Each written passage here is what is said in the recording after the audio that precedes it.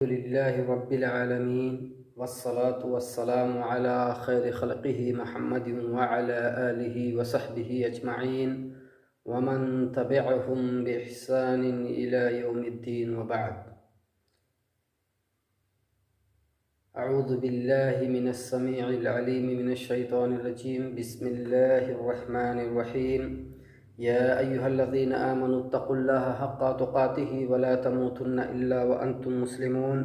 يا أيها الناس اتقوا ربكم الذي خلقكم من نفس واحدة وخلق منها زوجها وبث منهما رجالا كثيرا ونساء واتقوا الله الذي تساءلون به والأرحام إن الله كان عليكم رقيبا.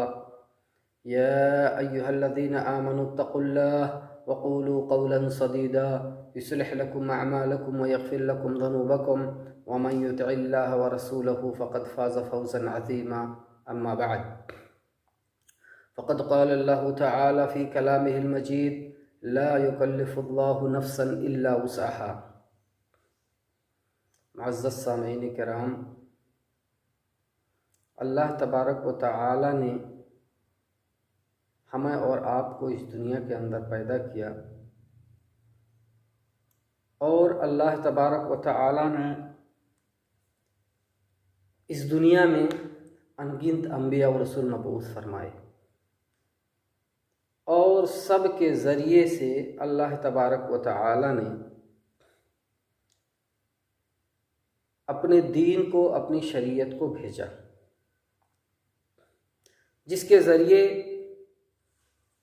ہم لوگ اپنی زندگی گزاریں اور اس شریعت پر عمل کر کے، اس کے احکامات کو بجا لا کے ہم اور آپ اس دنیا میں بھی آرام و سکون سے زندگی گزار سکیں اور آخرت میں فلاح اور کامیابی پا سکیں۔ اللہ تبارک و تعالی نے اس شریعت کے ذریعے سے جن چیزوں کا ہمیں مکلف بنایا ہے، اس کے بغیر اس دنیا میں زندگی گزارنا یہ ممکن نہیں تھا، کیونکہ اللہ تبارک و تعالی نے جو ہمیں مکلف بنایا ہے اور جو چیزیں اللہ تبارک و تعالی نے ہمارے تکلیف میں دی ہیں، وہ 3 قسموں کی ہیں: ضروری اور حاجی اور تحسینی۔ اور ان میں سے سب سے ضروری اور امپورٹنٹ جو ہے وہ ضروری ہی ہے، کیونکہ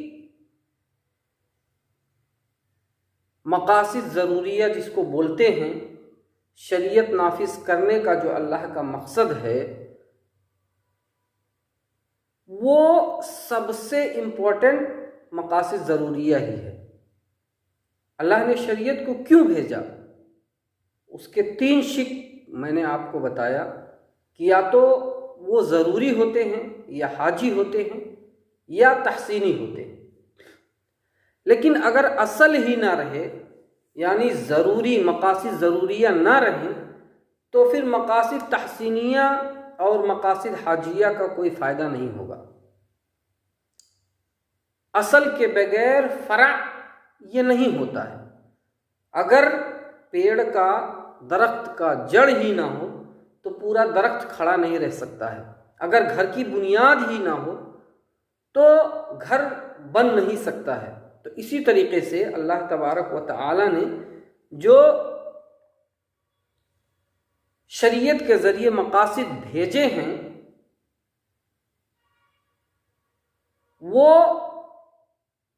3 قسموں کے ہیں، جن میں سب سے امپورٹنٹ مقاصد ضروریہ ہے، جس کے بغیر انسان نہ تو اچھی طرح زندگی گزار سکتا ہے اور نہ ہی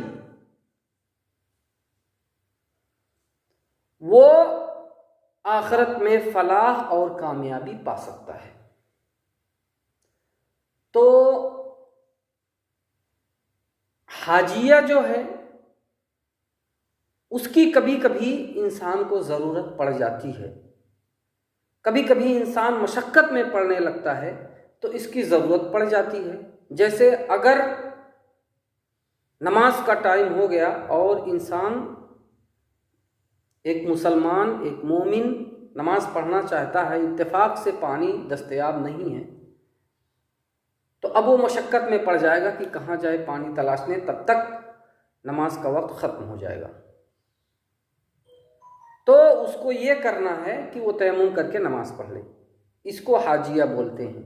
اسی طریقے سے تیز بارش ہونے لگ گئی، نماز ویسے تو مسجد میں پڑھنا ہے، لا صلاۃ للجار المسجد الا فی المسجد،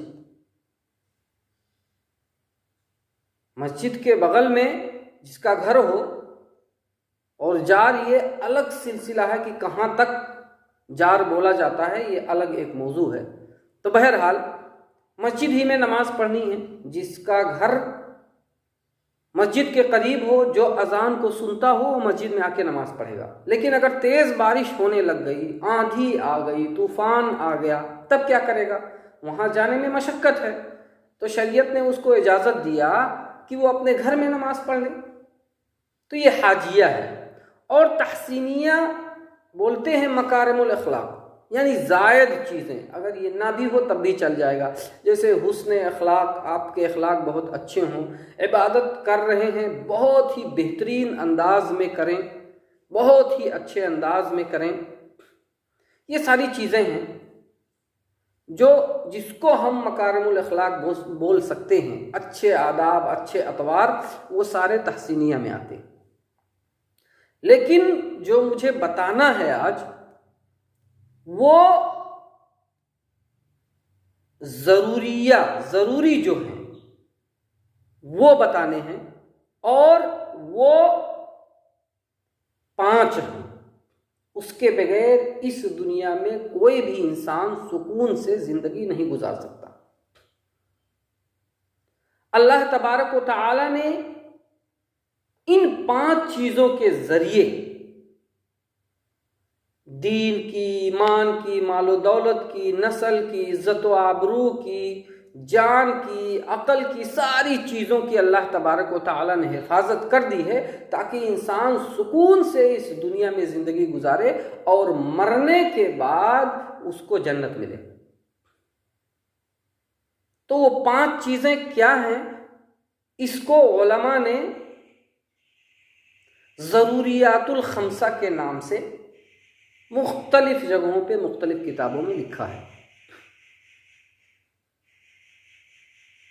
تو ان میں سے پہلا ہے حفظ النفس،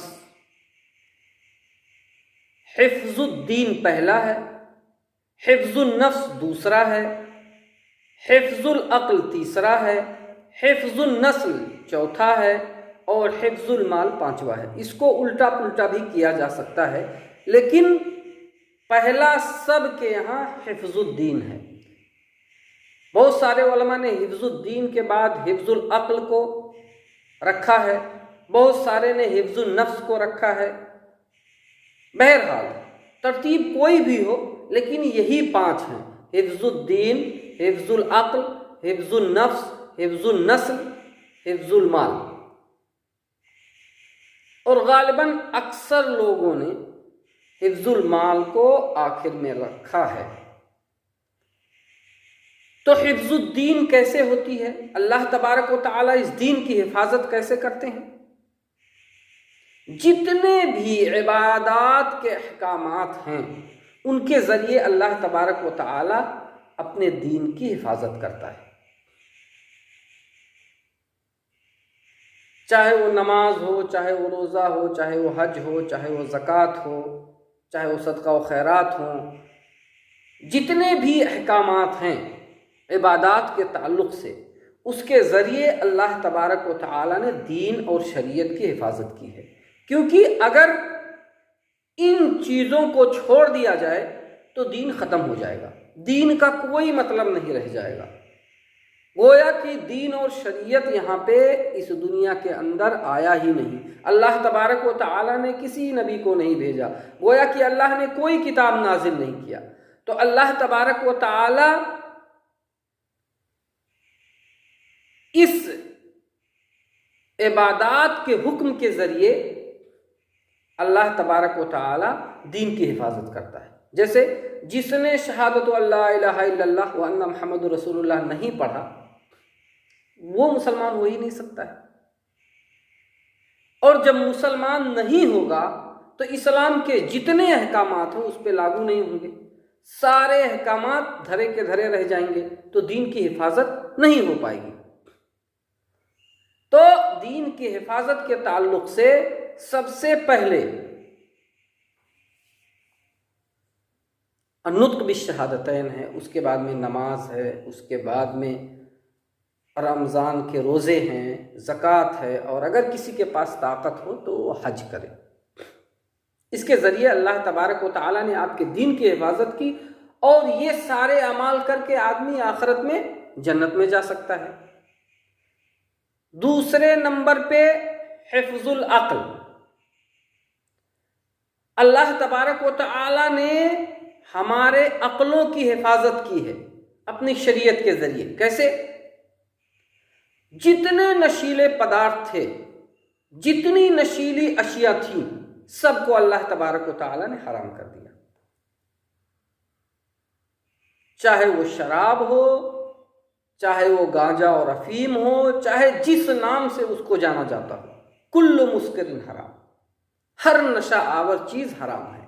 اور اس کے بعد میں کہا ما اسکرا کثیرہ فقلیلہ حرام، جس کا زیادہ مقدار نشہ پہنچائے اس کا تھوڑا مقدار بھی، اس کا تھوڑا قلیل مقدار بھی حرام ہے۔ تو اس طریقے سے اللہ تبارک و تعالیٰ نے عقل کی حفاظت کی۔ اسی طریقے سے اگر کسی نے آپ کے دماغ پہ مار دیا ہے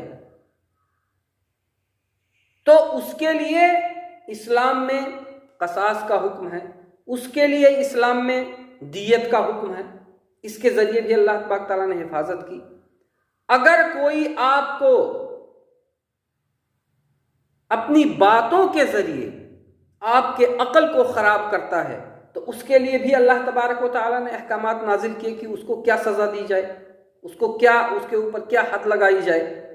تو ان ساری چیزوں کے ذریعے اللہ تبارک و تعالیٰ نے ہمارے عقل کی حفاظت کی۔ اور تیسرے نمبر پہ ہے حفظ النفس۔ اللہ تبارک و تعالیٰ نے ہمارے جانوں کی حفاظت کی ہے اپنے شریعت کے ذریعے۔ کیسے؟ جتنے بھی حلال کھانے تھے سب کو اللہ تبارک و تعالیٰ نے ہمارے لیے حلال کر دیا، جتنے بھی اچھے اور پوتر کھانے تھے سب کو حلال کر دیا، جتنی بھی اچھی اور طاہر پینے والی چیزیں تھیں سب کو حلال کر دیا اللہ تبارک تعالیٰ نے۔ تو اگر ہم کھائیں گے نہیں، پیئیں گے نہیں تو مر جائیں گے، تو کھانے کو حلال کیا۔ لیکن اللہ تبارک و تعالیٰ نے ان کھانوں کو اور ان پینے والی چیزوں کو حرام کر دیا جو ہمارے جسم کو نقصان پہنچا سکتی ہیں اور ہمارے ہلاکت کی باعث بن سکتی ہیں۔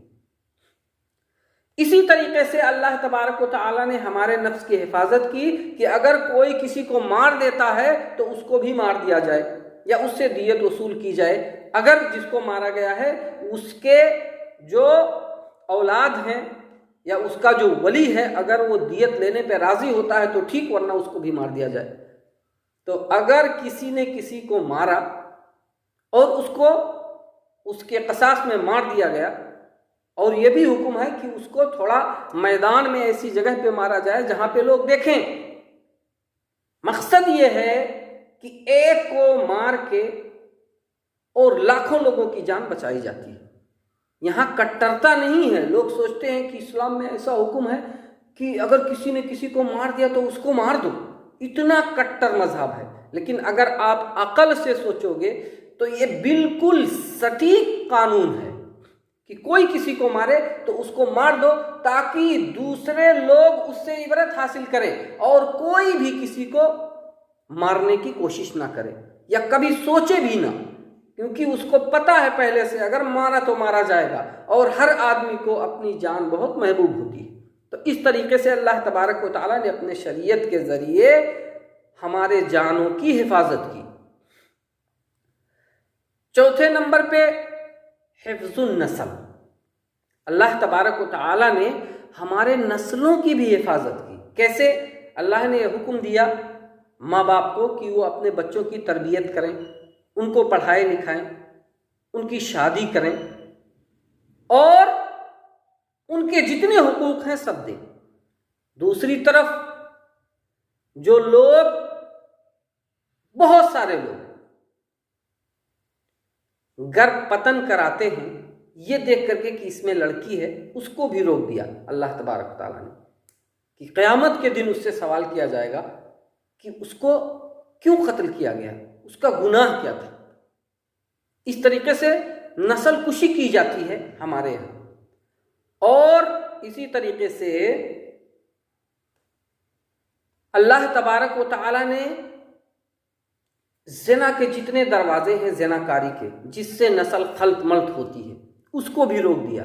اگر کوئی زنا کرے گا تو اگر شادی شدہ ہے تو اس کو مار دیا جائے گا، رجم کر دیا جائے گا، اگر غیر شادی شدہ ہے تو اس کو کولے لگائے جائیں گے، تاکہ کوئی بھی زنا کرنے کے لیے سوچے بھی نہیں، کرنا تو دور کی بات ہے۔ تو اس طریقے سے اللہ تبارک و تعالیٰ نے نسل کی حفاظت کی، کیونکہ اگر زناکاری عام ہو جائے تو پتہ نہیں چلے گا کہ کون کس کا لڑکا ہے، کون کس کی لڑکی ہے، اولادیں کس کی ہیں، یہ پتہ نہیں چلے گا، اور یہ سائنٹیفکلی پروو ہو چکا ہے۔ تو یہ بات ہو گئی، اللہ تبارک و تعالیٰ نے ہمارے نسلوں کی حفاظت کی ہے اس طریقے سے۔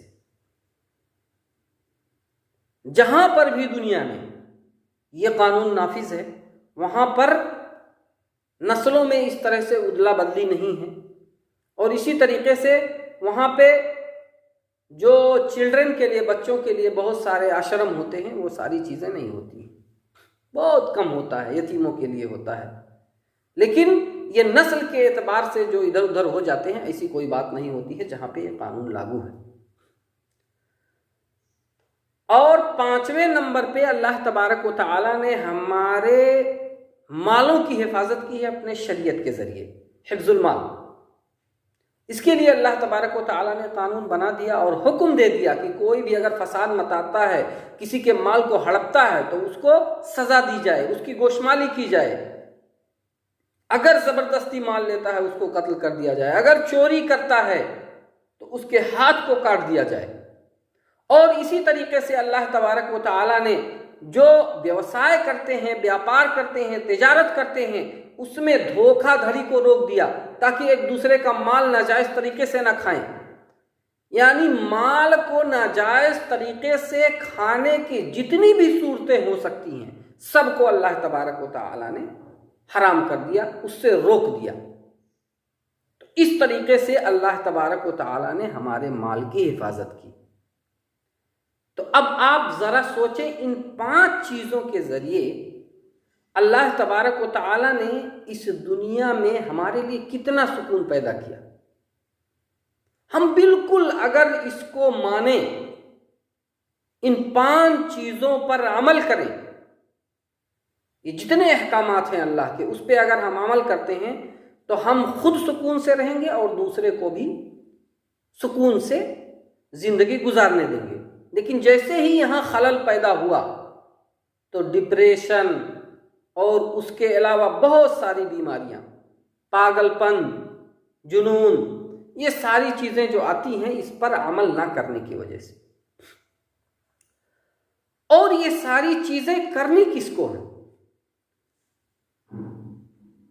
یوں تو یہ پوری دنیا کے لیے مشعل راہ ہے، اور پوری دنیا اگر اس پہ عمل کر لے، چاہے وہ مسلمان ہو چاہے نہ ہو، کوئی بھی آدمی چاہے مسلم ہو چاہے غیر مسلم ہو، اگر سارے لوگ اس پہ عمل کر لیں تو دنیا میں بالکل سکون اطمینان ہو جائے گا۔ یہاں پہ کسی بھی قسم کی کوئی بھی ہلکی سی بھی غلط چیز دیکھنے کو نہیں ملے گی۔ یہاں پہ کوئی زور زبردستی، کوئی ظلم، کسی کو الٹا سیدھا کہنا، یہ ساری چیزیں کچھ نہیں دکھائی دیں گی، بالکل سب سکون اور آرام سے رہیں گے۔ لیکن اللہ تبارک و تعالیٰ نے یہ کن لوگوں کو مکلف بنایا ہے، اس کے لیے بھی کچھ شرطیں ہیں۔ جیسے پاگل آدمی ہے تو اس کو تو مکلف نہیں بنایا جا سکتا ہے، یا کچھ چیزیں ایسی ہوتی ہیں جو انسان کے قدرت میں ہی نہیں ہوتی ہیں، انسان اس کو نہیں کر سکتا، اس میں کچھ گھٹ تھپ نہیں کر سکتا، اس کے کسب میں سے نہیں ہے، اس کے عمل میں سے نہیں ہے۔ تو سب سے پہلی جو چیز ہے وہ انسان کا علم ہونا کہ کون سی چیز کا ہمیں حکم دیا جا رہا ہے، یہ چیز ضروری ہے۔ اگر آدمی جانتا ہی نہیں ہے کہ مجھ کو یہ کرنا ہے تو وہ کرے گا کیا؟ تو سب سے پہلے جو حکم اللہ تبارک تعالیٰ دے رہا ہے شریعت کے ذریعے، اس کا علم ہونا انسان کو بہت ضروری ہے۔ دوسرے نمبر، اس کے اندر عقل ہونا ضروری ہے۔ عقل نہیں ہے، مجنون ہے آدمی، تو وہ سمجھ ہی نہیں رہا ہے تو کیسے عمل کرے گا؟ وہ سمجھ نہیں رہا ہے، مجنون ہے، پاگل ہے۔ اور بالغ ہونا بھی ضروری ہے، کیونکہ نابالغ کے پاس تمیز نہیں ہوتی ہے۔ نابالغ بہت ساری چیزوں کو سمجھ نہیں پاتا ہے عقل ہونے کے باوجود، تو بالغ ہونا یہ ضروری ہے۔ اور اس کے بعد میں قدرت کا ہونا، انسان کے اندر طاقت ہو کرنے کی۔ اگر طاقت نہیں ہے تو پھر اس کے اوپر وہ چیز کرنا ضروری نہیں ہے، اسی کو بولتے ہیں مکلف ہونا۔ جیسے اللہ تبارک و تعالیٰ نے کہا کہ تم مسلم ہو کے ہی مرنا، فلا تموتن الا وانتم مسلمون۔ تو اب بتاؤ، مسلم ہو کے مرنا ہماری قدرت میں ہے؟ ہماری قدرت میں نہیں ہے۔ لیکن نماز پڑھنا یہ ہماری قدرت میں ہے، ہم چاہیں پڑھیں چاہیں نہ پڑھیں۔ لیکن مسلم ہو جانا یہ اللہ کے ہاتھ میں ہے۔ انک لا تہدی من احببت ولکن اللہ یہدی من یشاء۔ تو ہدایت یہ اللہ کے ہاتھ میں ہے، تو جو چیز آپ کے قدرت میں نہیں ہے اس کے آپ مکلف نہیں ہیں۔ لیکن نماز پڑھنا یہ آپ کے طاقت میں ہے، قدرت میں ہے، تو آپ اس کو پڑھو۔ اسی طریقے سے بغض کرنا، حسد کرنا، خوش ہونا، غم کرنا، یہ بھی آپ کے قدرت میں ہے، تو اس طرح کر سکتے ہو آپ۔ کچھ چیزیں اسی میں ہوتی ہیں جو آپ کے قدرت میں نہیں ہوتی ہیں، بغض اور حسد ہی میں، جو آپ کی طاقت میں نہیں ہوتی ہے، وہ آٹومیٹکلی آپ کو ہو جاتی ہے، تو اس سے آپ کے بارے میں آپ سے سوال نہیں کیا جائے گا۔ اسی طریقے سے مان لیا ایک آدمی کے پاس ہاتھ نہیں ہے اور وضو بنانے کے لیے ہاتھ کو دھلنا ضروری ہے، تو اب اس کے پاس ہاتھ ہی نہیں ہے تو آپ کیا زبردستی اس کو کہو گے کہ نہیں وہ ہاتھ کو دھلو؟ جو ہے ہی نہیں اس کو دھلے گا کیسے؟ تو اس کا وہ مکلف نہیں ہے ہاتھ دھلنے کا۔ اگر ہاتھ ہی نہیں ہے تو ہاتھ دھلنے کا مکلف نہیں ہے، اس کے تکلیف سے باہر کی بات ہے یہ۔ تو یہ ہوا کہ اللہ تبارک و تعالیٰ نے یہ جو چیزیں، پانچوں چیزیں ہیں جو ہمارے اوپر مکلف کی ہیں، ہمیں اس کا مکلف کیا ہے، ہمارے اوپر اس کو لازم کیا ہے، واجب کیا ہے، ضروری کیا ہے، تو اس کو وہی لوگ کریں گے جن کے اندر یہ چار شرطیں پائی جائیں گی۔